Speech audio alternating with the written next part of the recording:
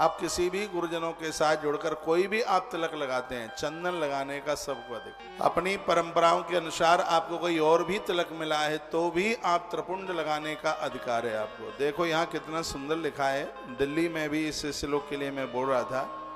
इसमें त्रिपुंड में मस्तिष्क पर 3 रेखाएं होती हैं। क्या का महिमा, तिस्त्र रेखा भवत्येव स्थानेषु मुनिपुंगवः।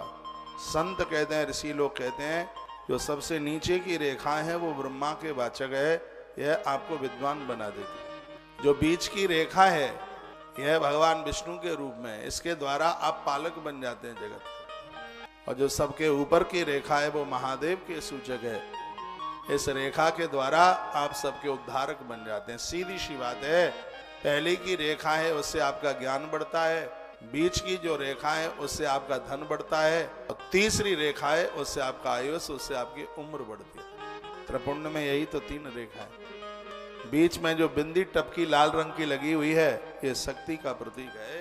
तो यह बड़ी अद्भुत बात कही गई है। लिखा है तत् सर्वतीर्थेषु यत् पुण्यम सर्वतीर्थेषु यत् फलम तत्फलम सममाप्नोति भस्म स्नान करो नरः।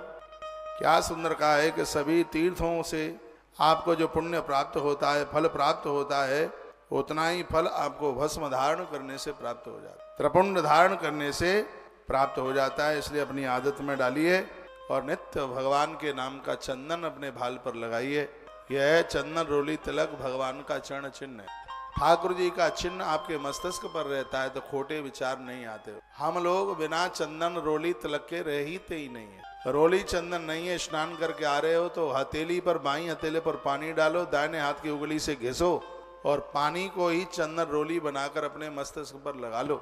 उसके बिना मत रहिए, आनंद हो जाएगा। त्रिपुंडेन विनायेन विप्रेण यदनुष्ठितम।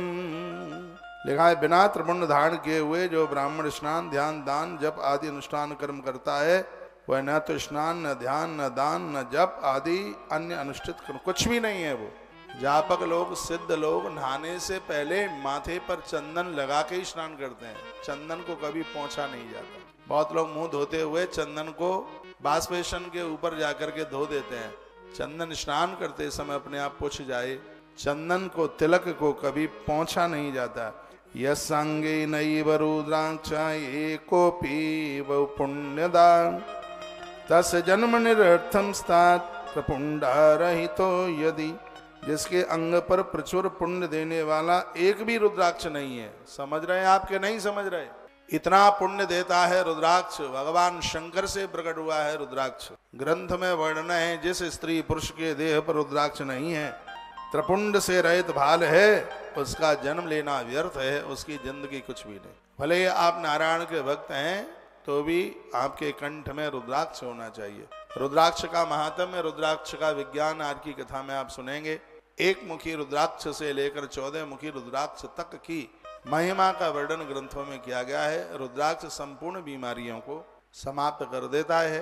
कंठ में रुद्राक्ष धारण करके जब आप भगवान की पूजा करते हैं तो भगवान की पूजा का अनंत गुना फल तत्काल हमें और आपको प्राप्त हो। रुद्राक्ष धारण करने से यदि कोई अपराध लगता है वो सब मुझे लगे, और रुद्राक्ष के धारण करने से इतना भी पुण्य बढ़ता है वो सब आपको बढ़े, वो आपको लगे। भगवान के चरणों में प्रार्थना है।